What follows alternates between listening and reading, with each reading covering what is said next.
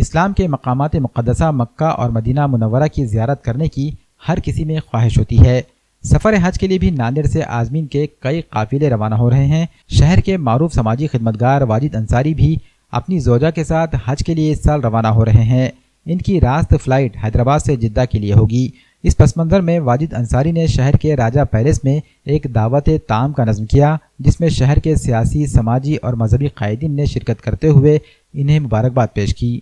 اللہ کے فضل و کرم سے الحمدللہ ناچیز کو اللہ تعالیٰ نے پھر قبول فرمایا اپنے در کے لیے۔ میں اللہ تعالیٰ کا بہت ہی شکر گزار ہوں، اور الحمدللہ 2018 میں اللہ تعالیٰ نے عمرے کا موقع دیا تھا، لیکن اس بار 65 سال کی اوپر کے حاجی کو موقع نہیں ہے۔ اس لیے مجھے جہاں حج کو جانے کی خوشی ہے، تھوڑا سا درد بھی ہے کہ میں اپنے والد والدہ کو اس بار نہیں لے جا سک رہا ہوں۔ اللہ کے فضل و کرم سے میں اور ہماری زوجین ہم دونوں الحمدللہ اس فریضے کو ادا کرنے کے لیے جا رہے ہیں، اور کل جو ہم نے تقریب رکھی تھی اس میں سبھی آئے ہوئے میرے واٹس ایپ پہ دیکھ کر جس نے بھی الحمدللہ شائقین جو سمجھتے ہیں کہ حج کی اہمیت کو، ان آئے ہوئے سبھی کو میں تہ دل سے ان کا شکریہ ادا کرنا چاہتا ہوں۔ حج ایک اہم فریضہ ہے، میں اس قابل تو نہیں سمجھتا اپنے آپ کو، یہ اللہ تعالیٰ کا مجھ پر کرم ہے، اور الحمدللہ آپ صلی اللہ علیہ وسلم کا کرم ہے کہ اللہ تعالیٰ نے ہم کو، ہماری بیوی کو پھر سے الحمدللہ موقع دیا اپنے در کا۔ میں اس موقع پر بس یہ کہنا چاہتا ہوں کہ میرے طرف سے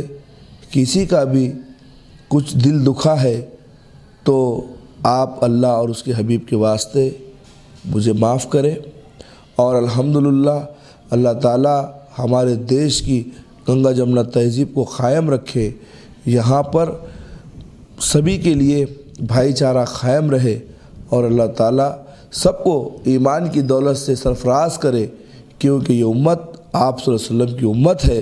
اور الحمدللہ اللہ کے چہیتے ہم بندے ہیں، کیونکہ اللہ تعالیٰ نے اپنے محبوب کو بہت زیادہ پسند کیا ہے، اس لیے محبوب کی امت بھی محبوب ہے۔